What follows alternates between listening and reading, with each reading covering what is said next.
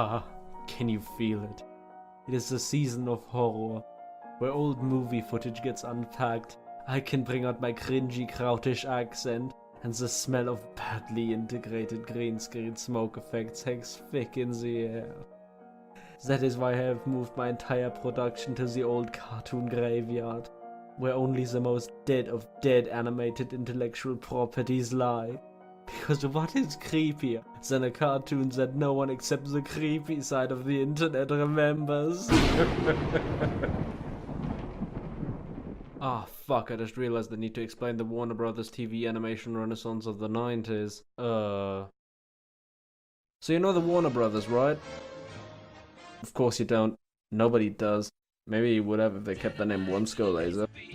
Dude, imagine that timeline. Wait, what was I? Oh yeah. So you know Warner Brothers, right?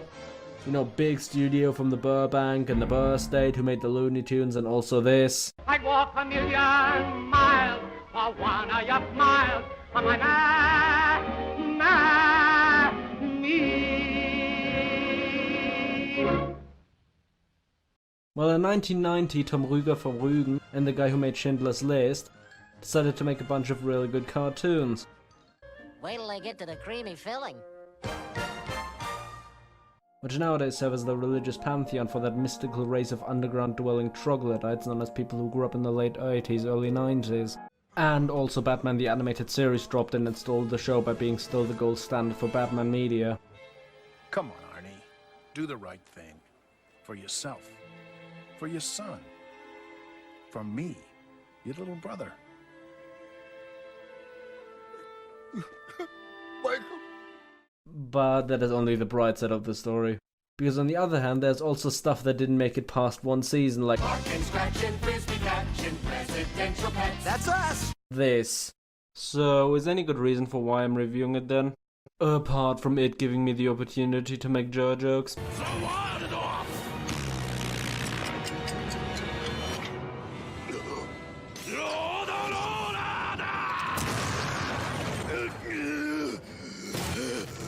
Well, to be honest, no. But after the Portal video, I just wanted to unwind. And talking shit about a weird, obscure 90s through and through Teenage Mutant Ninja Turtles ripoff that likes itself way too much, and about which no one except furries cares, is giving me an incredible amount of satisfaction. Plus, even though the intro for this video was a joke, I like the feeling of mysteriousness that comes with the scarcity of actual information on this show. So yeah, why not make that an excuse to make it my October project? Anyway, what's the Air Buddies Present Power Rangers all about? Well, a chain-smoking Hulk Hogan is mad at a scientist called Professor William F. Shepard, because in an unsubtitled show like this, of course that's his name, because he's secretly a cat. And all cats are evil. And I'm not gonna argue with this show there, because I too post political shit on Twitter. Anyway, the first episode actually starts with Neko-chan YouTube pranking the professor with a bomb. Professor, it seems you've been had. Well, you just got pranked! Bet you didn't see that one coming, huh? But that blows up his factory and turns him into Doc Brown cosplaying as a Disney's Atlantis character in a discount avatar state. But listen, because now it gets really humorously unnecessarily complicated. Because in episode 10 of this show, it is revealed that the villain essentially only exists in the first episode, because in episode 10, he was turned back into a cat, lost all his memories, attacked his henchwoman who then yeeted him into the time machine that transports him into the past and is never mentioned again, by the way, just in case you're curious. And in the past, turns back into his cyborg Hulk Hogan form again. Meow. Wow. And sets the first episode in motion. We'll do the exchange tomorrow night. 6 o'clock. Your lab. Presumably forced to repeat the events leading up to the time travel incident, thus being eternally stuck in a time loop, which is a plot akin to the fucking Twilight Zone. The movements they make and the words they speak have all been made and spoken countless times before, and will be made and spoken countless times again, perhaps even unto eternity. Picture of a latter-day Flying Dutchman sailing into the Twilight Zone. Or maybe not, it's pretty shittily conveyed. Anyway, after the shepherd dog guy got his hair messed up and Emerald City destroyed, he then does some Area 51 flock of seagulls bullshit. You have been chosen. In order to create the overconfident bunch of anthropomorphic fucks that we're stuck with. Which are exile from Siberia, which is a welcome juxtaposition to what usually happens in Siberia. This is how we say it in Siberia. Totally neato! Was voiced by the black guy who voiced Lilo and Stitch's Gantu, for some ungodly reason. You stand before this council, accused of illegal genetic experimentation. Totally neato! And also gets ice vision. But can they ice skate? Which, weirdly enough, is the only real superpower any of them get that is distinct from regular cartoon logic. Beep, beep. Colleen, from England, was a collie from England. Breathe it in. That is just pure grace and majesty. Does kung fu while shouting out the names of actors because they thought it was funny at the time. And is the first thing autofill will recommend to you when you look up this show. So you know she has the most porn drawn of her. Shaq from Switzerland. Switzerland? The fuck, what's he gonna do? Just sit there looking after everyone's money? Blitz from... Take a fucking guess. About whom I'd like to say more, but the most interesting thing about him is that he gives me an excuse to put footage of the Luftwaffe into this video. And there's a product placement for a washing machine in his introduction. The next one is the character whom the show likes to treat as the least important, but as the most interesting to me. This is Muzzle, and to tell a lie, he's not actually a character but just a quick device to end a fight in this show. In fact, he doesn't even get to gain sentience like the others, which is something they're weirdly keen to point out. Muzzle hasn't become human at all. Oh, isn't that right, Muzzle? Yeah, you're crazy, aren't you? Yeah, okay, bye-bye. But then, the time loop episode retcons him into being Scout, the professor's dog. Scout? Grass grows, birds fly, sun shines, and brother, I hurt people. And yeah, because it's a retcon caused by a plot device that was clearly never planned. Oh wait, as I'm editing this, it turns out Kurt Cobain actually did recognize him in the first episode. Welcome home, Scout. Welcome home. But also didn't release him from the Hannibal Lecter getup, in which he was only placed by the Dog Pound people, in the dog pound he eventually found himself at, in order to gas him. And they just turned that into a funny quirk. So, yeah, that just turned from what I thought was a pretty shitty plot twist to basically was in my mind the equivalent of keeping a mentally handicapped concentration camp inmate in the striped pajamas for the entirety of a show and renaming him Stripey. And the writers do this just so they can make a funny lol ha ha Hannibal Lecter reference a la Logan Paul's Airplane Mode. Okay. Either this is unintentional oversight resulting in hilarious fucked upness, or fucking brilliant comedic writing from the start. I'll leave that up to you. But if you ask me, that's just symptomatic of the way they used to write most shows back then, where any more complex elements just fell by the wayside in order to present something serviceable as a time slot filler, and later on just happened to fall apart with amazing 2019 binge-watching technology. The biggest development we get here is the first episode, a bunch of bullshit in between, maybe episode 10, and then the last episode. It's okay. It's okay. That's right.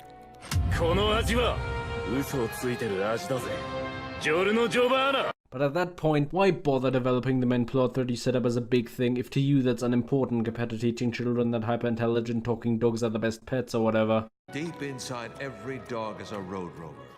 But on the other hand, I refuse to handle Road Rovers like it's a pure comedy program either. When I think back to the biggest laughs I got from this show, it's ones that were either completely unintentional on the part of the show. Exile! You will be sent back to Siberia for this.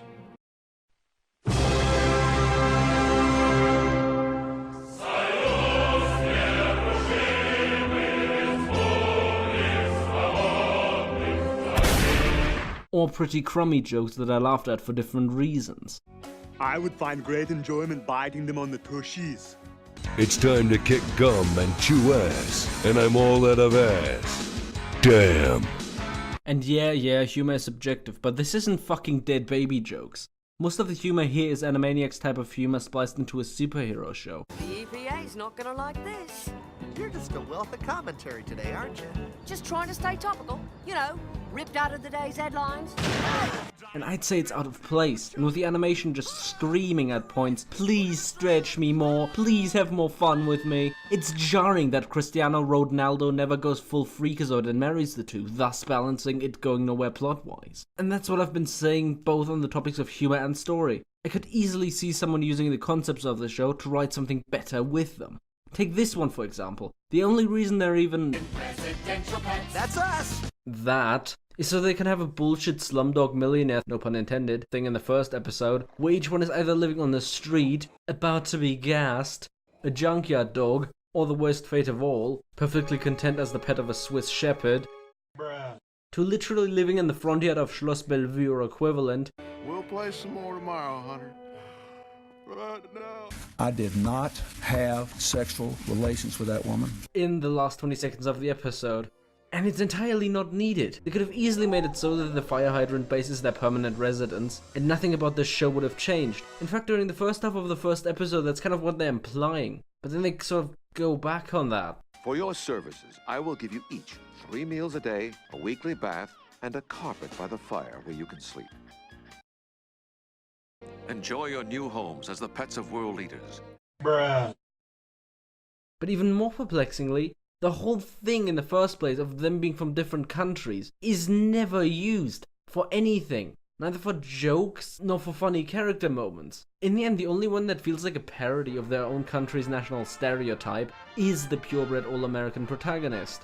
Though I don't think they actually did that on purpose. And personally, even though they get points from me for making the German character have a Schwarzenegger accent and thereby admitting that Österreich is Deutsch, Den Eintritt meiner Heimat in das Deutsche Reich! They lose them immediately, because if this is supposed to be Helmut Kohl, you know, the most powerful guy in Germany, who helped reunite it and was still in office at the time, then call me Otto von fucking Bismarck. But then again, that's just me.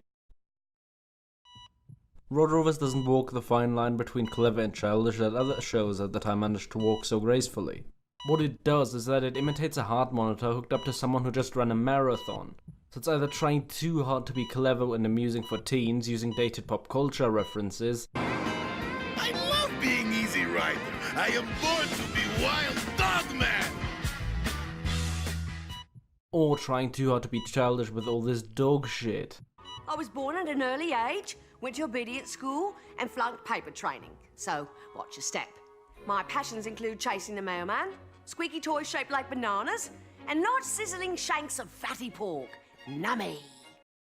And that's why I still wonder why the show has the small but dedicated fanbase that it does. Here's what I said before I discussed that exact thing with Daniel. Daniel? The guy with whom I do my streams and also good artist. Go watch his DeviantArt page in the description. He argued that the people who actually like this show ignore the shitty outdated writing and inconsistencies because they like the art and character design, and the show gives them an excuse to have fun with them. And to be honest, I give this show that. Apart from the tacky plastic, please turn us into toys, look the outfits have, and the stupid object or animal shaped places and vehicles, the art is good, well proportioned and appealing to look at. In fact, if it wasn't, Furry probably wouldn't be making shitty derivative porn of it. Or whatever the phrase was that Daniel used. How do you feel, buddy? Hot, sweaty, large, the way I always feel. So yeah, in the end it didn't fit into the roster of other better WB cartoons. Probably because bringing people from those more loose cartoony shows to do a semi-continuous series about a team of animal-based superheroes after that trend was hugely in vogue meant that Willie Nelson's On the Road Again didn't stand a chance. Thank fucking God. Now, should you actually decide to give this a watch in 2019 plus with your amazing binge-watching technology, instead of literally anything else, probably because you're one of those troglodyte Gen X's that needs to be drip-fed stuff from before Y2K in order to not kill yourself, even though you really should, then don't expect something as consistent and solid in the superhero department as Batman or He-Man, or as funny as Animaniacs, and instead think of this as a lot less surprising than these. Because Mad Max Road Warrior isn't going to be surprising in the slightest. I mean, do I even need to tell you that the boring white guy protagonist that I purposely didn't address in my character segment who lives in the White House Corey style I'm your man. gets together with the only female of the group even though they share little romantic chemistry? Yeah, that's the kind of level of non-surprising we're on with this. Not that you care, because as established I'm going with the assumption that you're a troglodyte. If you're not though, then only give Take Me Home Country Roads a luxury to be bored one day and want to ironically laugh at lame, flat, corny jokes. What are you guys looking at? Forestry Illustrated, the giant redwood issue, yeah. You two definitely need a hobby. Otherwise it's safe to put it in a box and drop it back into the ocean of terrible online shit for the next 100 years. Furry. So what do you think? I thought that went pretty well. To be honest, I've been wanting to do a cartoon review for the better part of a decade now, so I decided to start with something obscure in the case this video is going to end up sucking. But to be honest, I feel pretty good about it. Tell me what you think about it in the comments.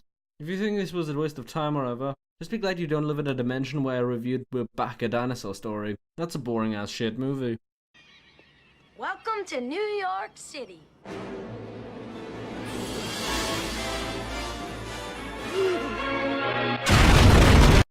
Don't know what I'm gonna do for the next video, although I have some ideas. So stay tuned, meine Kerle. And don't forget. It was all fun and games, except I genuinely hate furries. If you are a furry, get the fuck off of my page.